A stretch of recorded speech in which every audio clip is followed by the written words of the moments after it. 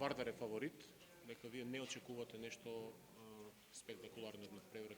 Znači li to da može prerano se odkažuvati od borbata za finale?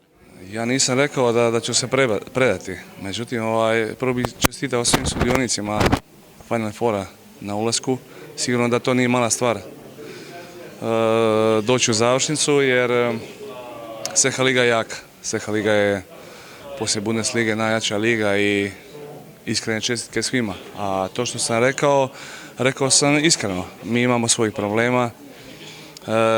Da nemamo problema ne bi ja bio tu. Jel? Međutim, ova 2 dana pokušali smo te neke probleme malo smanjiti. Imamo i dosta povreda. Ali bez obzira u kakvom sastavu mi istrčali sutra protiv Vardara, mi se nećemo predati.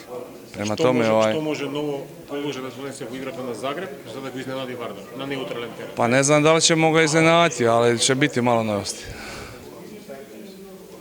Očekuješ li Vardar da igra nešto uinaku, da nešto pogreše? Ne očekujem. Iskreno ja se sa Vardarom ne opterećujem. Znači mi imamo svojih problema i ja samo razmišljam o svojoj ekipi. Prema tome zna se dobro ko je Vardar, da je Vardar favorit, da ima takvu moćnu ekipu. Mi imamo to što imamo i mi ćemo se suprotstaviti Vardaru. Koja ekipa povijek ti odgovara u meč za 3. mjesto? Meškov ili Vespre? Pa ne bih ja sada govorio o 3. mjestu još.